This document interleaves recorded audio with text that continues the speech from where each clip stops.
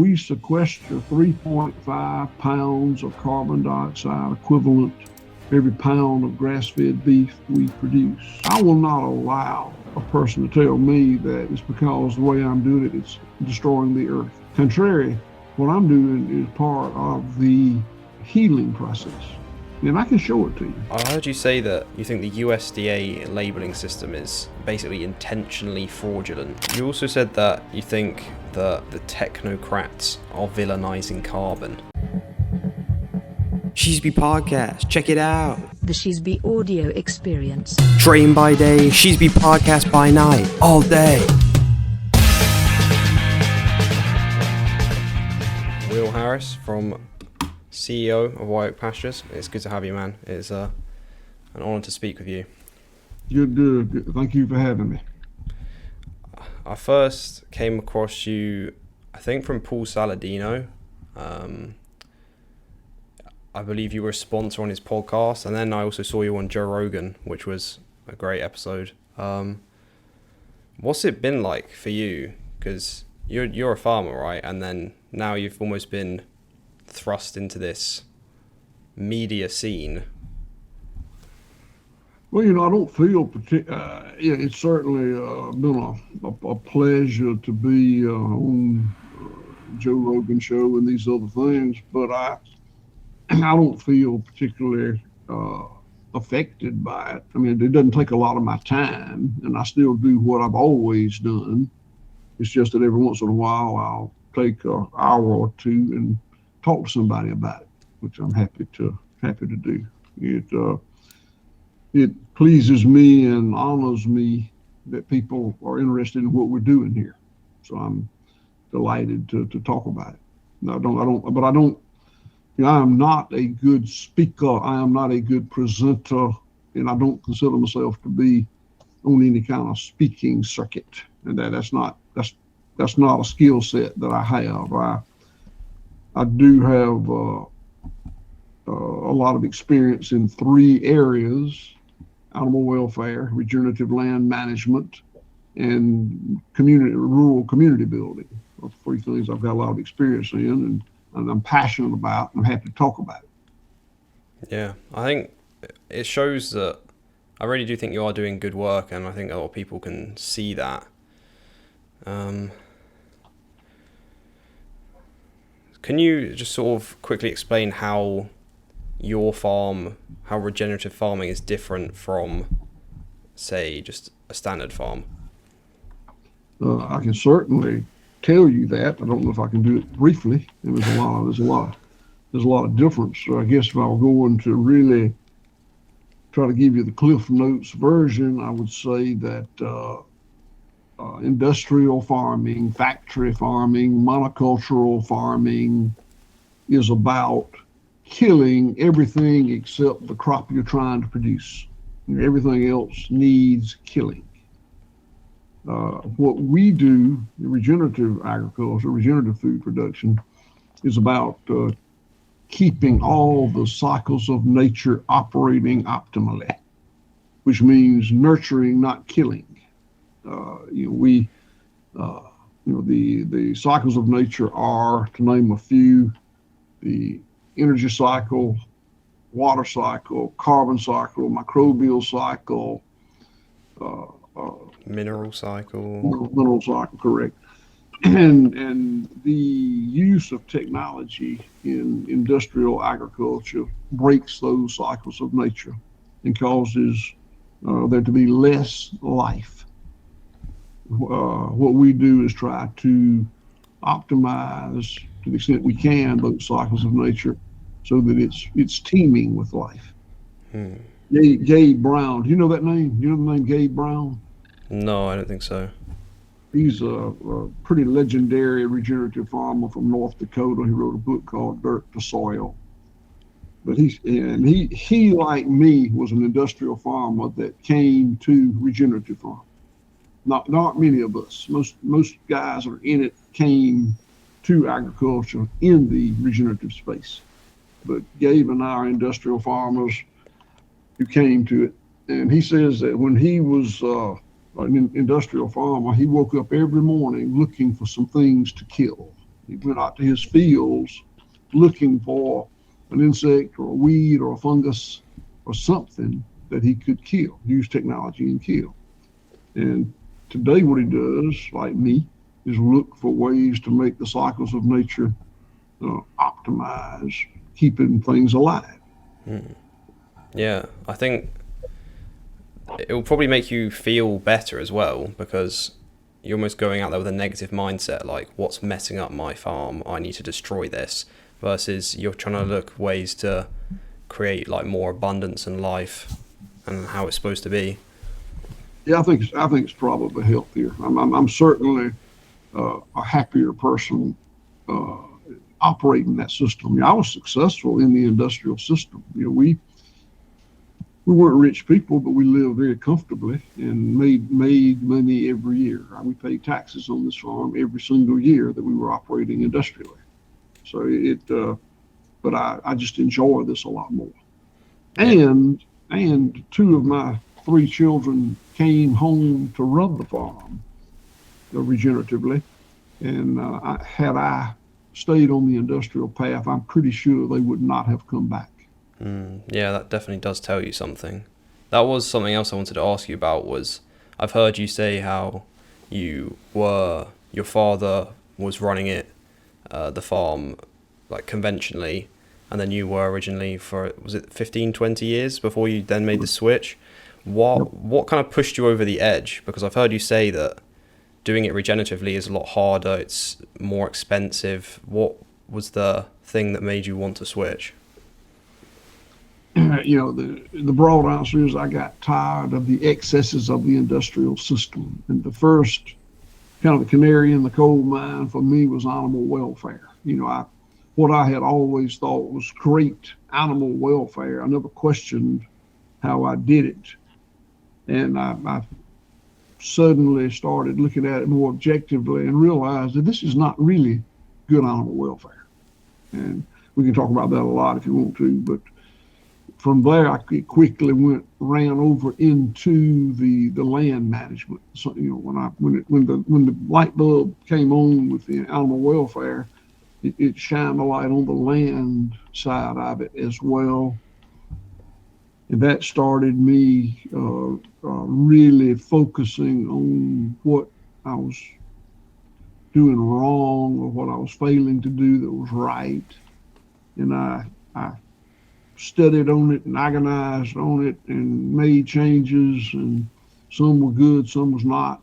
What was not, I changed again, but it was very thoughted changes in the land side and the animal side, but not in the community side. For the community side, I didn't think that I never dreamt that we could impact the community. The community. I was born in 1954, and this community had been in decline all of my life, and had clearly just about hit the bottom because it was pretty much a ghost town. And I didn't think there was anything I could do about that. I thought that was just the evolution of the economy. But when I changed the way I managed the land and the animals, it brought people here, and the town revived. Yeah, it did. It absolutely reversed its course. Where it had been degrading it. And it's just incredible to me that this is a very pleasant little town now. It's tiny, but it's just kind of a little destination. And it literally was a ghost town. And I put no effort into that. And what it showed us is that the industrial centralized commodity farming system makes rural America irrelevant. Small towns, small economies become irrelevant. They're just not needed. So that was quite a learning experience for me. And I wish it could be emulated in other communities. It was done without, by a C student farmer with bank debt. Not a trust fund, not a Fulbright scholar. Just we started doing the right things with regard to the land and the animals and the food production system. It brought people, and the people brought prosperity to the town. Yeah, I think it kind of just shows that if you're doing right things, like good things, then other people are going to be attracted to that because I believe you employ like, is it 160 people or something like that, and you have 180. Yeah. Yeah, it's growing. You have people coming to visit now. Yeah, it's really good. Well, there's unintended consequences. We talk a lot about unintended consequences, and unintended consequences are usually unnoticed consequences, and they're usually negative consequences. Mm-hmm. This time, the unintended consequence went unnoticed for a long time, but it was positive. It was the town gaining health, not losing its health. Yeah. Next, I want to ask about like, what are your thoughts on decentralization? Because I believe it's like, I'm in the UK and I'm pretty sure there's one farm that supplies, I think it's like 50% of the carrots for the entire country. Well, I think that is a very fragile system. I think that there's no resilience in it. You know, it depends on what your goal is. If your goal is efficiency, to have cheap carrots, then I think you probably that's what you want. That's what you want to do. If you are interested in something other than efficiency, like resilience, then that's a horrible system. And I think that, and I'm not anti-efficiency, please understand. I think it's incumbent upon all business people to be efficient as they can. When the only metric is efficiency, manifesting itself in lower and lower cost, you give up all your resilience. Yeah, I think it was actually today there was a Paul Saladino posted that he had a new podcast with you, and I was like rushing to listen to it before this. And I think you were saying that resilience and efficiency are kind of like on a spectrum. So if you go too far towards efficiency, you're going to have less resilience, and then if you go too far to resilience, you have less efficiency. That's my worldview. Yeah. I think that makes sense. So can you just explain how the fields are actually set up?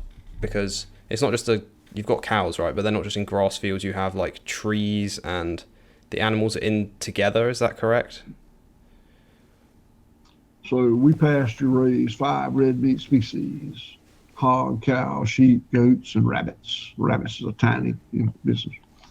And then we have poultry, 5 poultry species. And the essential to this business model is animal movement. Moving the animals from place to place to place. Like rotational grazing, right? That's what some people call it. Yeah, and it's fine. That's a good term. Yes. And that's done for many reasons. It keeps the animals moving away from their waste, where you've got pathogens and parasites. So from an animal perspective, that and other reasons. From a land perspective, it's biomimicry, the emulation of nature. If you and let me say, ours is a very imperfect emulation of nature, but it is an emulation of nature. Mm-hmm. So I spend a lot of my thinking time focusing on how this biome, this ecosystem would operate if I weren't in the picture. And I guess you're in Great Britain, aren't you? Yeah. But here, the Great Plains is a ecosystem that most people can relate to, with huge herds of buffalo bunched up together. They're prey animals. They're huge, but they're prey animals as opposed to predators. They're bunched up for protection, moving slowly across the landscape, being pushed by predators, wolves or bears or whatever. And that's the way the earth evolved. I mean, it was that way. It's that way for so many millions of years, I guess. And these perennial plants evolved with that hard animal impact, being eaten down to the ground, and a lot of feces, a lot of urine, a lot of cloven hooves, but then there'd be a long recovery time. They may not be back through there for a year, maybe 2 years. Who knows? I don't know that. Long time. So when I went back to that model, I went to the University of Georgia, majored in animal science, and learned modern animal production, emphasis on cattle. My emphasis was on cattle, and that it was way away from that model, with the Great Plains and buffalo. So I started moving my model more to that, and away from the confinement model that I learned at the university. And the animals did better. The land did better. It's a better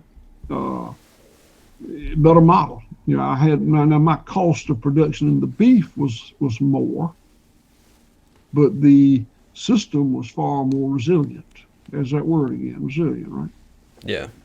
I mean, yeah. So because you're kind of modeling it more as the animals would be in the wild, like, but you're saying with the big plains, like, you're going to have a lot of cattle on there, and then they're going to move off, and then the land recovers. So you asked about the other species. So and that my feelings on that have evolved. There's some podcasts and videos out there that I consider to be unfortunate today, but at the time it was what I thought. These are a decade or more old, and I advocated moving the animals in succession: cows, followed by sheep, followed by goats, followed by hogs, followed by poultry. And I thought that was the way it should be done. And there are some advantages to that, but it's not what I do today. Today, I do not automatically put one species in front of the other. Today, I call it prescriptive grazing. And we put the animals where I perceive they need to be. I'm away from the model of one automatically following the other, mostly because animals move at different speeds. You've heard of great cattle drives across the West, but you never heard of a great chicken drive across the West, or a great hog drive across the West, and there's reasons for that. So it's moved from the term rotational to prescriptive. I put them where they need to be based on my experience. And so for the different animals, which ones would you say need to be in different areas? So that's a good question. That's good. Yeah. So each species has a different impact on the land. Each species offers a different disturbance to the land. And disturbance in this case is good. You want animal disturbance. That's the way it evolved. We just talked about that. That's the way the earth evolved. So broadly, the disturbance of cattle is to really knock down the grasses. We just talked about that. They eat it. They will eat it if they're confined to a small area for a short period of time. They eat it all the way down. It's like a lawnmower. Yeah. Except it's better than a lawnmower. We can talk about that in a minute. Yeah. The hogs are forest creatures, and they root. There are a lot of earth disturbance, and a certain amount of that is beneficial for the land. Too much of it is damaging to the land. So getting that timing right. Goats are browsers. They have a different disturbance. Poultry are great for providing nitrogen through their feces, eat insects. So it just depends on what you need out there that day. Okay. So if you've got long grass, it's the cows. If you've got lots of roots, it's the hogs. And then chicken if you need more nitrogen. Or poultry, yeah, okay. So how does someone go about changing an industrial farm to a regenerative farm? Like, what's the first step? Good question. So in my case, and I think it's probably universal, is it was a matter of giving up the technologies that the big tech industry had given us to improve nature. To give up chemical fertilizer, give up pesticides, give up subtherapeutic antibiotics to animals, give up the hormone implants I gave animals, giving up technologies, doing without them, figuring out how to get it done without them. And the how to get it done without them is the emulation of nature. Okay, yeah. So it starts with removing the bad things. I see that in other areas as well. Like when people say they want to lose weight or improve their diet, it's not often adding in loads of things. It's often just taking away the things that are causing all the problems. That's a good point. But to be sure, giving up those technologies is the first step, and it's not easy. I mean, they're very addictive. Your example of a diet. It's hard. It's hard for people to give up sugar. It's hard for people to give up processed foods. It's hard, but it's the first step, and it's an essential step. And if you don't do that, anything else you do is not going to be very effective. Yeah, because they're just trying to. The next step, and you've got to figure out how to do that. And I don't want to cut that short. It takes a while to do it, and most commonly, you should not do that on your own. Most commonly, you should probably go an apprentice or intern for somebody that's doing it. Not invent that wheel yourself. And you do that, right? People can come and learn from you guys. We do, yes. The next step is, and people in their zeal to get the production right, they lose sight of the second step. And that second step is to the processing to make it marketable. Consumers don't buy hogs and cows and sheep. They buy beef and pork and lamb. And you've got to figure out how to make that field production marketable. And there's a next step, and that is market access. And you got to get it to the people who will pay you for it. Mm-hmm. You won't have the cheapest beef and pork and lamb and tomatoes in the world. You won't.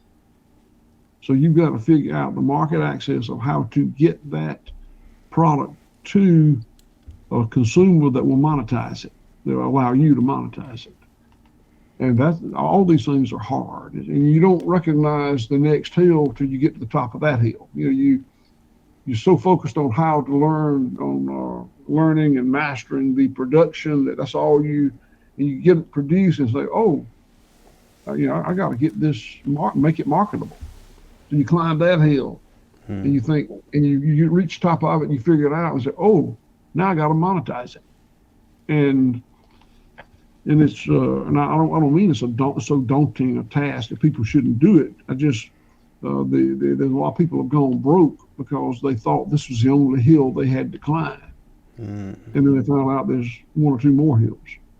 Yeah, it reminds me of something someone I know said to me was, you want to start, like, to avoid getting overwhelmed. People often don't do things because they're worried about step 1 to 100, but just do step 1. And then once you complete that, then worry about step 2, and then you do that all the way up. Rather than just saying it's too many and I can't do it.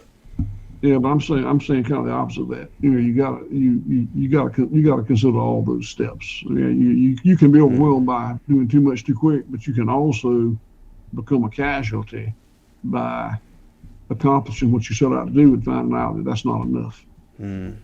Yeah, so you want to be prepared to make the transition. Yeah, okay. Yeah. So one thing I want to cover is, a lot of people say that farming animals is bad for the planet, and I've heard you say at least twice now that that's basically junk science. Can you explain the difference between raising animals and the carbon cycle there versus digging up fossil fuels and burning them? Well, I'll go ahead and tell you again, it's junk fucking science. Just to cut, the cattle are destroying the earth. But what is true is that the industrial production model is bad for the environment. You know, I'm on the same page as the militant vegans and the plant-based protein people there. I mean, it's been documented with good science many times that there's tremendous amounts of greenhouse gases put up by the industrial model. So from factory farming. Factory farming. No argument. Monocultural. But don't paint me with that brush. That's not what we do. You know, we don't grow corn using nitrogen fertilizer and haul it to a feedlot where we feed it to cattle that defecate and urinate in a manner that it's not microbially processed after that. That's not what I do. And there's actually a scientific work, a LCA, life cycle assessment, on our website, whiteoakpastures.com, under the I can pull it up now. Environmental stewardship section. The link to the full life cycle assessment will be in the show notes of this podcast. That shows that we sequester 3.5 pounds of carbon dioxide equivalent every pound of grass-fed beef we produce. Now, you know, there are naysayers that say, oh no, that scientific method was wrong. This is the correct scientific method, and it's not 3.5, it's 2.8 or something. I don't remember that. And you know, I am not an expert in the scientific methods of measuring carbon, but I am an expert in sequestering carbon, and I don't need the scientific method to see that I'm doing it. I can take a shovel, a scientific piece of equipment that's designed to turn earth, and go out in my pasture and see the carbon. It's not the same color as my neighbor's field. So, and you know, I didn't put carbon out there. That carbon that's out there used to be greenhouse gases that, through the magic of photosynthesis, was turned into plant material, and it was eaten by a cow, in this case. And to be sure, a certain amount of it was put back up as greenhouse gas through burping and flatulence and whatever.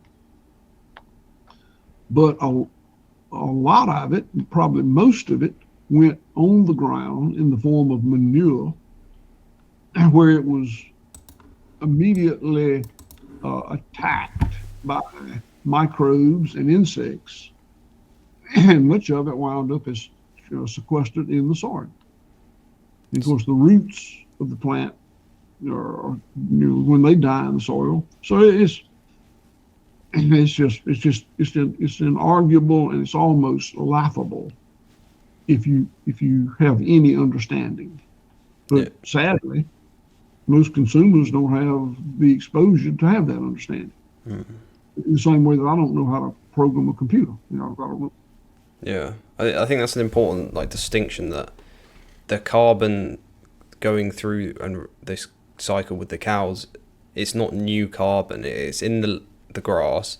The cow eats it. It ferments, turns into methane. Methane goes up into the atmosphere, breaks down into carbon dioxide. Then the plant breathes it back in for photosynthesis, and then it's round and round. Whereas if we're digging up million-year-old fossils and burning them, that is new carbon. That's completely different.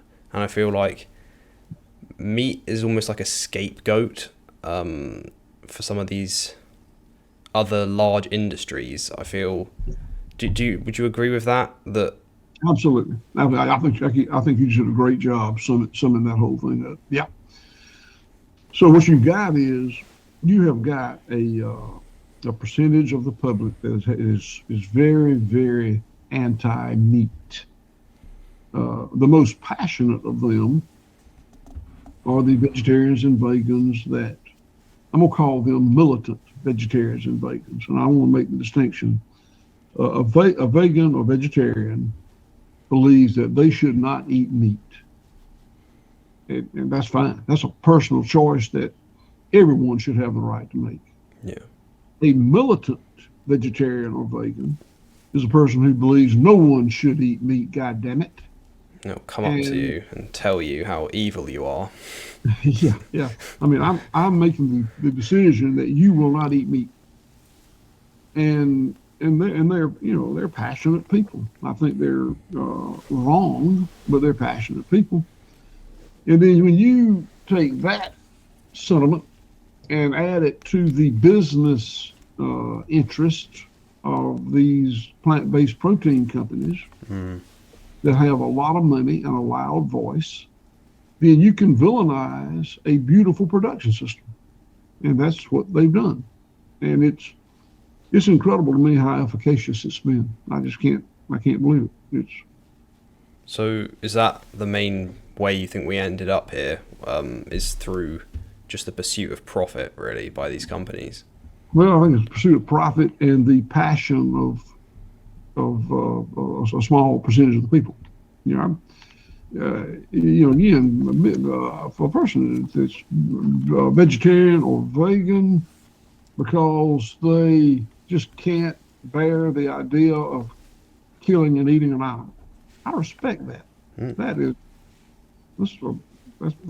is not my religion, but I can see how if it's theirs, I respect it. If you say I can't, it makes me not feel good. It has an adverse effect on my health. I certainly respect that. Yeah. If you said I just the mouth feel it's yucky, I respect that. That's absolutely fine. I'll eat yours. Give me that chicken leg. But I will not allow a person to tell me that it's because the way I'm doing it, it's destroying the earth. Contrary, what I'm doing is part of the healing process.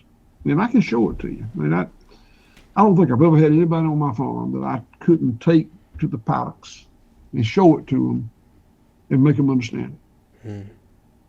Yeah, I think that's super important work you're doing. I'll edit the life cycle analysis up on there, but I've got a picture that I'll quickly pull up of the soil between it's your farm and the farm next to you, correct? And it's on here. It says 0.5% organic matter, and you've got this light brown. It's kind of like hot chocolate powder, maybe be the best color to describe it, versus your soil, which is over 5% organic matter, which looks kind of like the color of Oreos, like properly chocolate cake. Chocolate cake. You want it to look like chocolate cake. Properly black soil, and that blackness, that darkness, is from the carbon. So, what is the main way that carbon is sequestered into the soil? Because your farm is carbon negative, as you said. So, is it? Well, just like the main way. The way it's done is that emulation of nature biomimicry, growing plants, not tilling, not disturbing the soil, not using chemical fertilizer, which oxidizes. Chemical fertilizer oxidizes the carbon in the soil. It causes it to be released. Not using pesticides. Those pesticides destroy the microbial population. That's not the target necessarily, but they're victims. Unintended consequence, like we were saying earlier. Unintended targets. Unintended. Yeah. So, and then of course the animals are. Excuse me.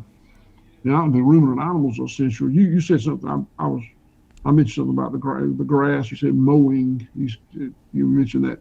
Yeah. And mowing is a poor way to build soil. Poor way to build soil. So I'll tell you a story to illustrate that. We do a lot of vegetation management for solar voltaic companies, solar providers. So they want to build solar panels, right, on these fields? They build, in this case, utility size, 500,000 acre, and sell the power to customers like Facebook and Google and others who are trying to reduce their carbon footprint. So they build these arrays, and they build a lot of them in my area. And the land's coming out of farming production and going to the solar panels. And they mow and spray, mow with mowers and spray to control the plants so they won't become a forest where they. Yeah. So I wanted to graze those arrays with my sheep to control the vegetation. So I was able to get the CEO of the company down here, kind of a friend of a friend of a friend, to get him to come see me. And I was explaining to him the virtues of grazing versus mowing and spraying. And this is a super sharp Fortune 500 kind of executive. He's a CPA, he's an attorney, great businessman. But I was not, we were not communicating. I was telling him why this is better, and I didn't think he was getting it.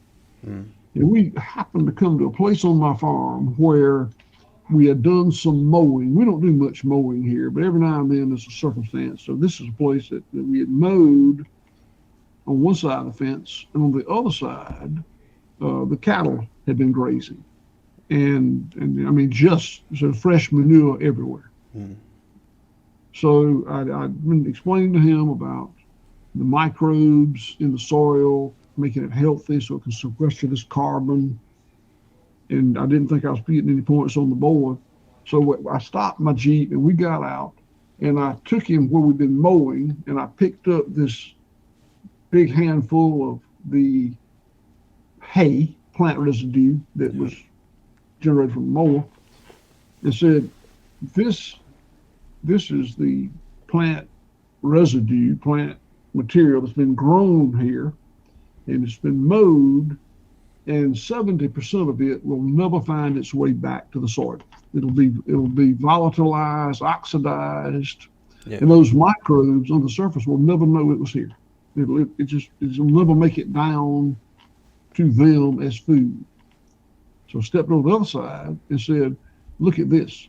And it was where the cows had eaten the plant material. Everything was the same except one side mowed, one side the cows ate. And there was feces everywhere. And I literally drug my foot through it. And I said, now, this is the same plant material, but it's been in that that mobile fermentation chamber called that cow's rumen or stomach for 48 hours. And when it comes out the back end as feces, it is microbe ready. Immediately, insects are in that manure, laying eggs, having larvae, burning the soil to lay their eggs. Immediately, the microbes, those microbes in the soil are very similar to the microbes in that cow's gut. I mean, it's like a pre-processing. It's meant to be that way. It evolved to be that way. For that animal to eat that grass, pre-digest it for the microbes who further digest it and isolate it in the soil, maroon it in the soil. So he just immediately got it. He said, I see. And we're currently grazing 1,250 acres of his arrays. And by the end of next year, we'll be grazing 3,800 acres of arrays. So And not only is the power regenerative, what do they call it? Renewable. Yeah. Yeah, but it's not only is it not causing us not to burn fossil fuel to make energy, it's marooning that carbon in the soil. That soil will go from 0.5% organic matter to 5% over some period of time. Because isn't it also if you mow and you leave the plant residue there, the grass or hay or whatever, as that decomposes, that's releasing like methane and carbon, right? That's going up into the atmosphere. Yeah, it will. Much of it will volatilize or oxidize would be probably the best word. Yeah. Yeah. Okay. And with these microbes, the microbes are in the ground, right, but a little bit down. Is that correct? They're not right on the top. They're different levels beneath the surface of the soil. Yeah. Okay. I went to the College of Agriculture in the state, University of Georgia. I was an animal science major. I took 3 soils courses, and soil biology was never mentioned one time, except talking about how to kill it. Because this was in the 70s. It's not much different today. This is in the 70s, and the idea is germs make you sick. Germs are bad. Microbes are germs. They're bad. And, it's like, do you want a sterile gut? Would you like your gut to be sterile? No way. But we still, either intentionally or inadvertently, sterilize our soil. And it's equally as bad. It's equally as harmful. It's harmful to your health for your gut to be sterile. It's harmful to your land for your soil to be sterile. And it's also less robust, right? If a disease or pathogen or something does come and it's completely sterile, it's not resilient to. Well, you're breaking the cycles of nature. Do you know what plant exudates are? Do you know that word? No, I don't think so. Okay, so we didn't know this until I didn't know it the last few years, but we all learned in the 8th grade the magic of photosynthesis, the energy of the sun being captured, turned into carbohydrates, sugar. Yeah, carbon dioxide and water is glucose and oxygen. Yeah. So what we didn't know is that plants intentionally leak. By design, nature has them leak. When they take that gaseous greenhouse gas like carbon dioxide and turn it into solid carbon, which is the plant wall, the hay. Cellulose or the other ones. Cellulose, a good word. And then the liquid is the glucose, the energy. Yeah. It goes down into the root. So what we didn't know is those plants intentionally leak glucose, sugar, into the soil. And it does that to feed microbes, because microbes are in that dark surface, under the surface of the soil. You mentioned the depth. Some of them may be 1 centimeter, some of them may be 3 feet, but they're down there. Yeah. And where are they going to get their energy from? They got to have energy, living thing. Well, there is no energy down there. So those plants feed the microbes. They intentionally leak glucose or sugar, whatever liquid carbon is. So those plants, those microbes, chemically exchange minerals. Yeah. For glucose. So it's like a trade. Symbiosis, trade. Right? They're kind of working together. It's just symbiosis. That's the word I was going for. Both of them are positively charged ions. The plant has a need for minerals because it can't get them otherwise, except through the root. The microbe has a need for energy, but it can assimilate minerals from the soil in the same way that lichens eats up a boulder.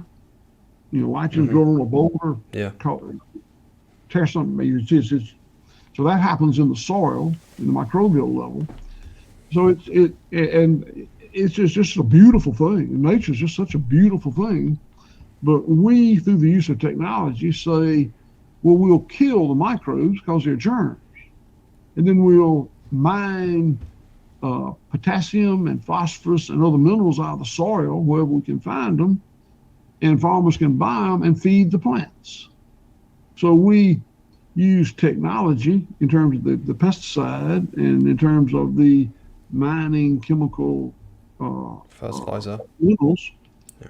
And of course, the good news is a lot of money's made in that process. Big pharma, big ag make a lot of money doing what nature was doing for free 10,000, 100,000, a million years ago.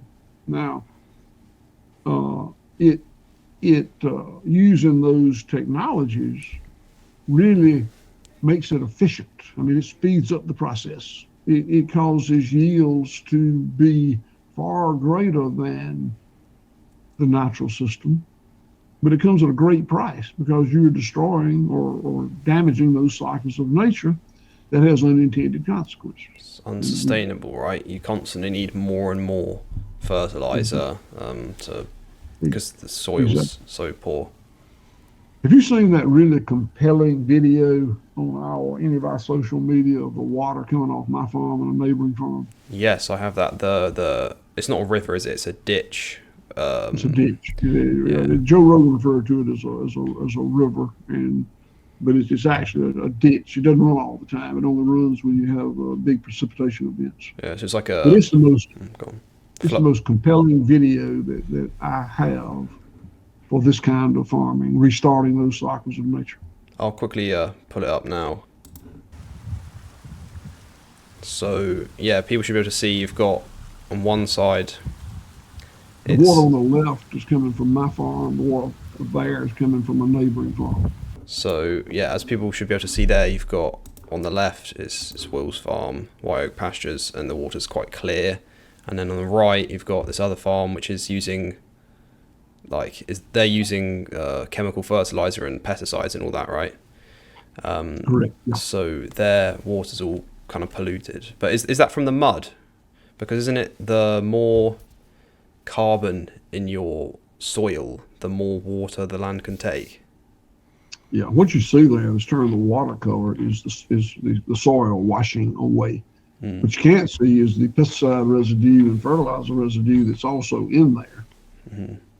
The water off my side is not muddy. It's stained from the tannins that come from the plant, but it's clear. I mean, you can see through it. It's just dark. And of course, there are no fertilizer, no chemical fertilizer, pesticides have been applied, so it doesn't. But my land absorbs more of the water. I'll tell you that I'll give you the math. It's 1 inch, right? An inch of rain on an acre of land is 27,000 gallons. Mathematically, that's how much it is. 1 inch on 1 acre. 1% organic matter in the soil will absorb a 1 inch rain event. It makes it like a sponge. So my soil is 5%, so it'll absorb a 5-inch rain event. Now, it won't if it comes in 30 minutes, to be honest, but if it comes over a 24-hour period of time. Yeah.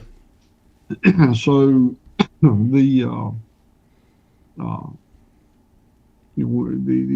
makes it more like a sponge, so it can hold that water, so it doesn't wash off, which has many benefits.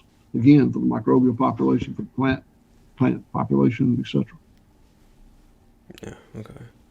So yeah. So just maybe I don't know if people like the word organic matter, but so just say it's 1% carbon is 1 inch of rain, and if you have 5% carbon in your soil, you can take 5 inches of rain, which for the people who don't use inches is 12.5 centimeters is 5 inches, and 1 inch is 2.5 centimeters about.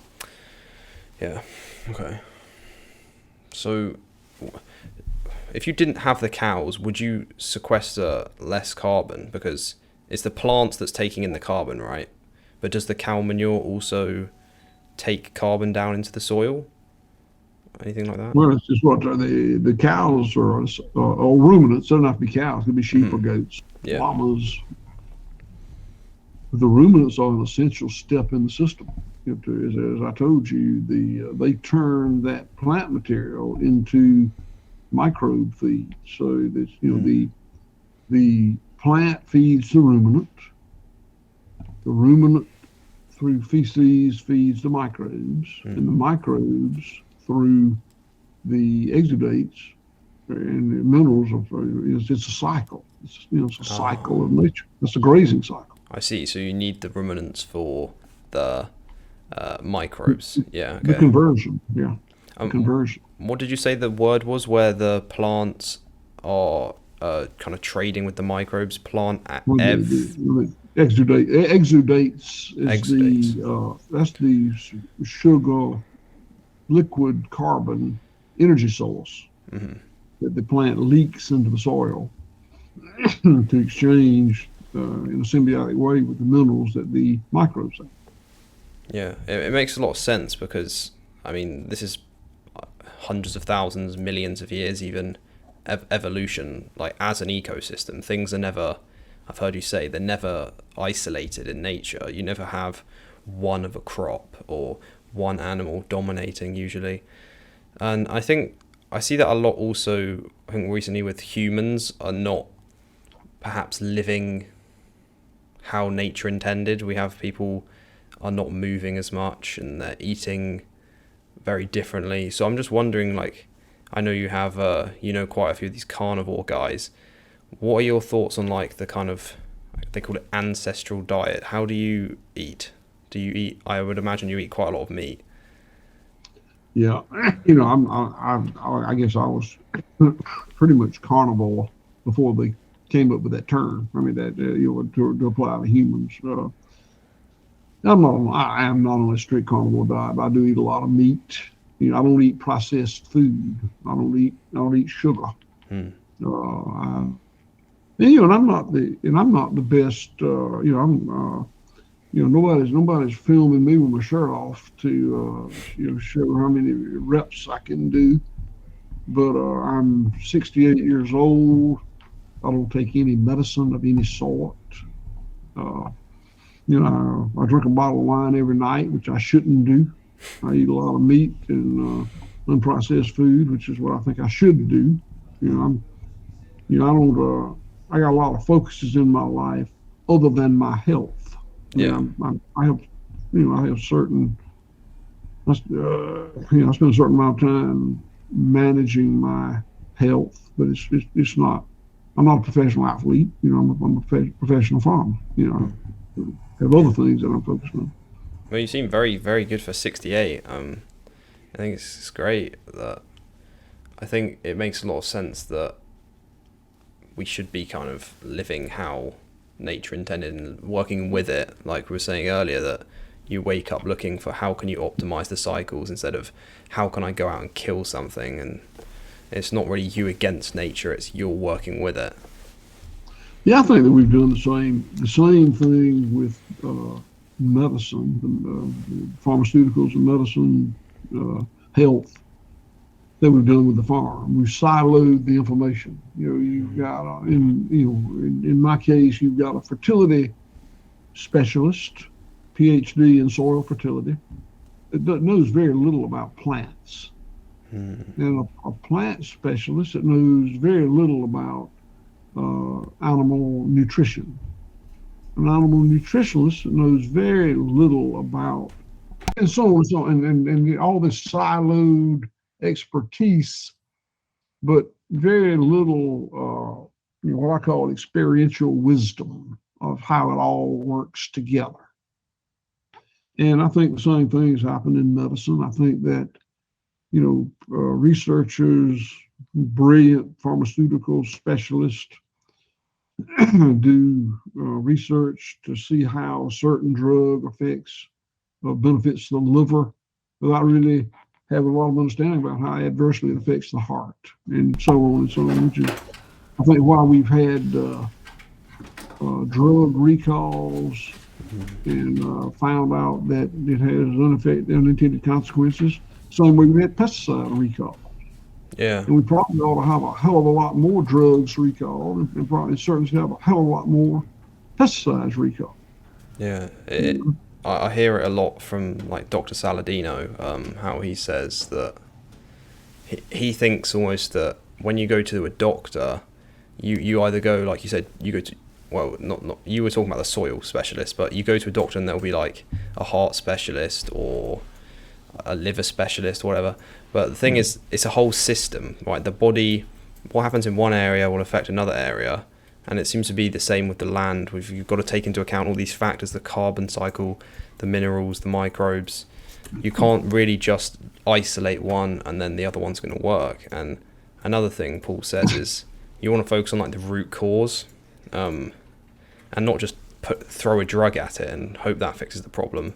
It's the same with the farming, I think, is if you're just putting on, our soils are not producing as much, let's just put more fertilizer on. Well, that's not going to solve the problem. You're just going to have another problem pop up next year. You know the difference in a complicated system and a complex system? Do you know all that? Oh, I have heard you mention this. No, go on, tell me. All right, so we talk a lot about misapplied technology. Misapplied technology. I think most of the damages that we've done to our land comes from misapplied technology. And it stems from the reductionist science creating technologies for a complicated system and then applying it to a complex system. Think of a complicated system as being a factory, or this computer we're using here. Mm-hmm. It's a complicated system. That means there's a lot going on to make it work like a factory. Yeah. And if one component ceases to operate, it shuts it down. Doesn't go anymore. A complex system is like your body. It's a living system, or my farm, or this ecosystem. There's a lot going on to make it work in that complex system. But if one part ceases to operate, things morph and it keeps going. It's different, but it keeps going. There's a lot of resiliency in a complex system. There's a lot of efficiency in a complicated system. So when we apply the technology, and reductionist science works great in a complicated system because you can tell all these variables, you can control one, see how it affects the other. It's just great. When you apply that to a complex living system, like your body or my farm or the ecosystem, things morph and there are unintended consequences and you can't see them. I mean, they're just unnoticed. And they're usually negative. And so, and that's where the siloed knowledge comes in.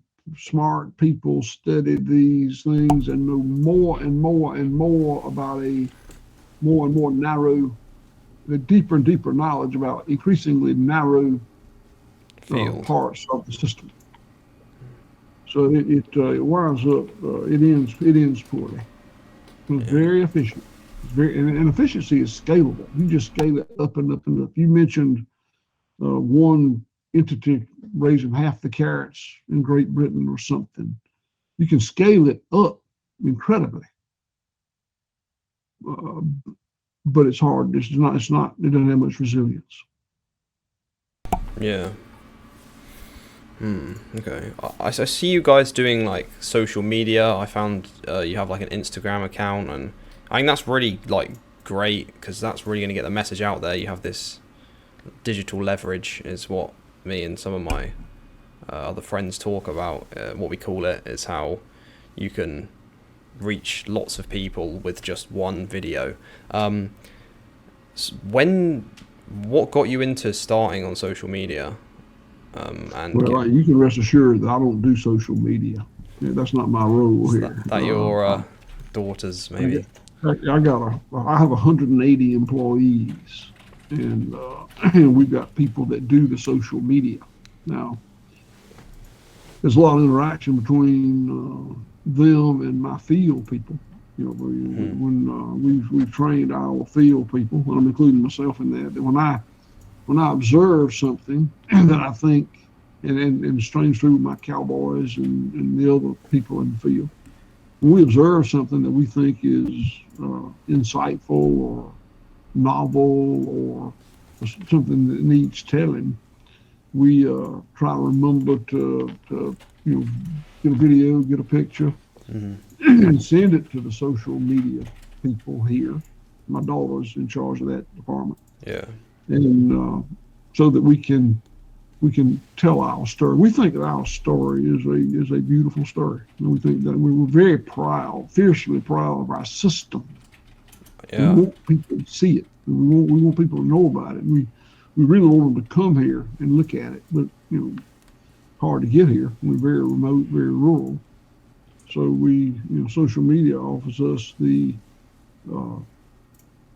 unprecedented benefit of getting it out there at no cost or little cost. So that's great. Yeah.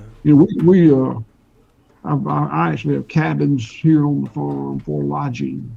We got a restaurant that serves 21 meals a week, and I founded a nonprofit for education called Center for Agricultural Resilience, and we try hard to get people to come here.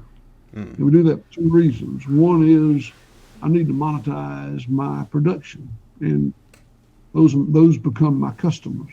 Yeah. But also because I fiercely believe in this form of land and animal management and community management. So I want to emulate it, and the best way I can help emulate it is to share what I've learned over the last 25 years, that experiential wisdom that we think we have as a company, as a farm. Yeah, no, I really do think it is an amazing story, and I think you guys are doing a great job. I would imagine you're probably the most famous farm in the world. I know. That's the first time I've ever heard that. I don't know about that. That really, that's nice, but that really that's not important to me. Although I'll say this, but what is important to me is seeing this model emulated.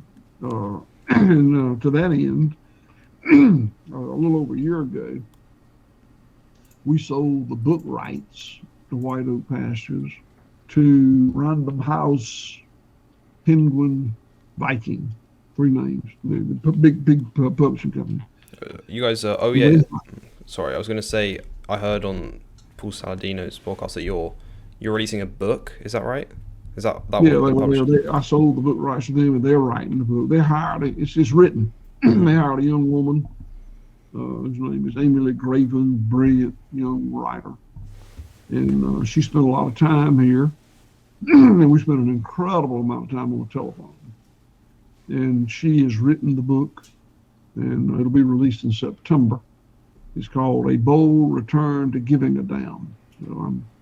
So is it about like how you guys run the farm and how other people can model? It is not a how-to farm book. It is not a how-to farm book. I don't believe in how-to farm books. Yeah. Because every page would start depending on the circumstances. And it's too. Yeah.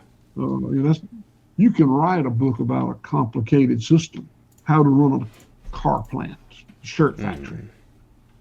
You can't write a how-to book about a complex system, how to operate your body. I mean, you can't write a book about that. So the factors are changing, right? Because it's so circumstantial. That's right. But the what it's about is it's about how to think about the food production system differently. What's wrong with the existing one? What can be done to improve it? It's a cultural book. It's a historical book. if everybody on the planet buys 10 copies, it's not going to benefit me financially, but because I sold book rights. Mm. But I really do hope that people who care about the climate and the earth and the food production system will gain something from it. I really hope that. Yeah, I'm interested. I think I might get a copy because me and my brother talked about perhaps in the future we might want to have some animals, and if we were going to do it, we would definitely do it like you guys are doing it. We'll see if that happens. That might be a bit soon. I'm talking about this, but yeah. So yeah. Where does the name White Oak Pastures actually come from? Is there like a tree? White oak is a tree. Quercus albus is the Latin name. It's in my opinion, the white oak is kind of the king of the oak species. It's a wonderful tree. I can tell you a lot about it. There are lesser oaks. The white oak is, and I didn't name it. It's been generally called that for a long time. I'm the fourth generation on this farm. Yeah. And you've got 6 now, right? You've got grandchildren, so. I do. I have 2 children and their spouses that help me run the farm. And between them, they've got 5 babies, which are the 6th generation. Yeah. I'll only ask you a couple more things because I want to, respect your time. But I heard you say that you think the USDA labeling system is basically intentionally fraudulent. This concept of greenwashing to confuse consumers. They think they're buying something good, but they're actually not. Why do you think this is intentionally being done? Well, I think that big food, big tech, big ag hold incredible influence over all of our government agencies through lobbyists and money and whatever, and promise of great jobs after retirement and many other incentives. So I think they have an incredible amount of control. Evidence of this thing that's just a phenomenon that you mentioned is the best example is a multinational meat company can buy beef in Uruguay, Argentina, Australia, New Zealand, many places in the world, buy beef and bring it to this country and sell it as product of the USA. The animal was raised in Australia, slaughtered in Australia, brought here on a container, ocean-going container, but sold, marked legally and proudly, product of the USA, which flies in the face of what the consumer believes they're getting. Yeah, that it's hard to argue with that, to be honest. Yeah, it is a shame, really, but I think people are starting to kind of. I know Paul Saladino tried to explain red pill to you. People are starting to, I think, wake up to the fact that a lot of these big companies maybe don't have the people's best interests at heart, and people are looking for different ways. So that's why I do think we are seeing people want to know more where their food is coming from, and it's hard. It takes a lot of bandwidth on the part of the consumer. I mean, you are being intentionally being misled by really smart people with big budgets. It's hard to know. Yeah, it's an odd situation. You also said that you think that, well, this is the quote here, the Technocrats are villainizing carbon. Do you think that's a similar thing, that it's just for money and control? I do believe that. It's incredible to me. You and I have discussed how breaking the cycles of nature are so damaging, have such horrible unintended consequences. And the carbon cycle is one of those cycles. But it's exactly one of those cycles. Just one. And one. And, the cycles of nature is not like, well, you got to have the best 2 out of 3. That's not the way that works. They've got to all work together. And the carbon cycle is one of them. But if we fix the carbon problem, let's just say that we can all agree that we've got a carbon problem because of what you said, all that ancient carbon in the soil and putting it up there, going from liquid solid in the ground to gaseous in the air. Well, all we got to do is just get that carbon back down. That's all you got to do. That's not right. I mean, it's if you, I'm sure technology has, and if not, it can have, or technology that'll pump the carbon out of the air and sequester it in a block that we can put in a warehouse or pump back into the ground or whatever. Yeah, they're working on that. That does not make the it does not make the carbon available to the microbes, which we discussed. So I think there's going to be a lot of money there's already people making a lot of money in the carbon measuring business. There's environmental engineering firms that are measuring carbon and getting paid a lot. And I mentioned the case of our studies done, Qantas environmental engineering firm was paid a lot of money by somebody else, General Mills, to measure the carbon on my soil, in my soil. And they said it's X, 5% organic matter. Other environmental experts argued that no, it's not X, it's 75% of X or 50% of X. It's all super, none of it's really accurate. I mean, you can't measure how, you can have 2 million pounds of carbon per acre in soil. I mean, that, it's just so, we're paying a lot of money to measure it and not much money to sequester it. Once we measure it, we hadn't done anything. You gotta get the carbon down and get it down where it's in the flow of nature doing some good, not putting a drum in a warehouse. I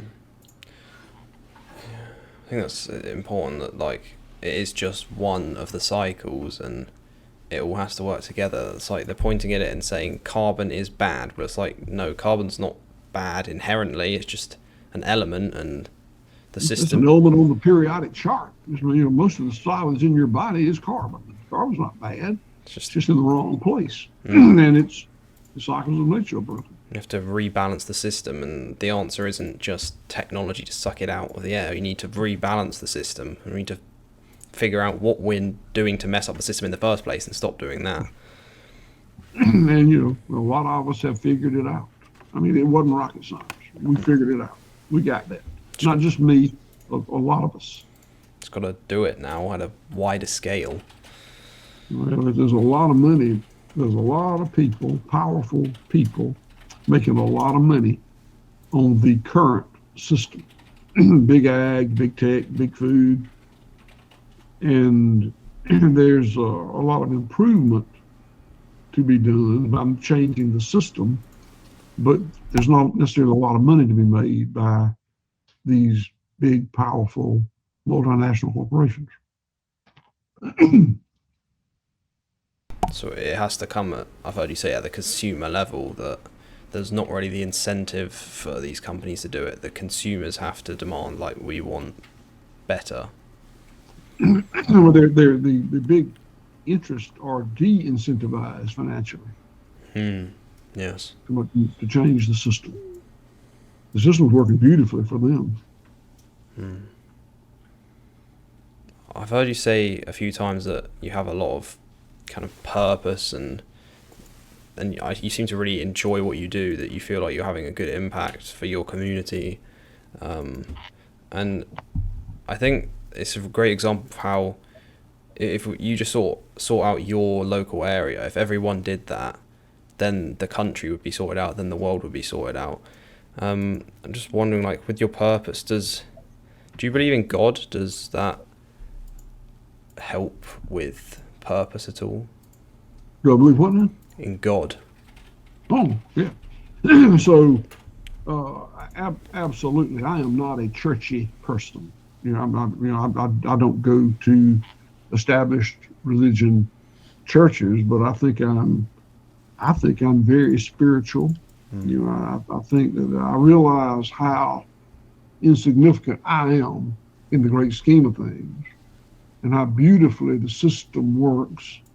And God to me is more nature and the natural system Yes. than it is organized religion. I'd agree with that. Until recently, I wouldn't have said I believed in God, but then someone said to me, like, that's literally just a word for God, but you just don't say that. And I'm like, yeah, you're right. Now, to be crystal fucking clear, I agree. I do believe in God. I don't necessarily believe that I'm close to my God in a church building somewhere. Yeah. I'm irreverent and profane, and I drink too much and talk too loud, and I play to win, and all that's fine in my religion of nature. It's more of, the way I think of it, is like a force than like a being. You know what? It's above my pay grade. I don't try to understand it to the point that I explain it to somebody. It's just what's in me, and I really don't care much what you or anybody else believes. This is my belief. Yeah. And I'm not out apostolizing. Is that the right word? When you're out, Converting. Evangelizing. I'm not out evangelizing. I'm not trying to change your opinion. Yeah. I think this would be the last thing I ask is, I heard you say that growing white oak pastures is not part of your business plan. So what is the business plan? What does the future look like for white oak pastures? Resilience, not growth. The resilience to me is the ability of a individual, whether it's a person or a company or whatever, to take a licking and continue to go. Take a lick, take a disturbance and continue to operate. And growth is unimportant to me. Resilience is very important to me. And to create this model, this resilience, so that my family, and I don't just mean my relatives, I mean my work family here, can continue to live comfortably despite anything that might happen. And of course, I won't ever be able to make it completely resilient. Earthquake, hurricane, plague, but to make it as resilient as I can. Yeah. I think it's a good place to end. I appreciate you doing this, man. It's been really good. Yeah. What's the distribution look like? You got how many listeners? It's growing quite quickly. We haven't been going that long, but it's like hundreds now. But yeah, I was gonna say, yeah, it'd be great to come and maybe visit sometime in the future if I'm in the US. All right, hope you will. I sort of need to jump, but send me your links and whatnot, and we'll put it on social media. Appreciate it, Will. Thank you. Goodbye. Thank you. Enjoy it. Goodbye, everybody.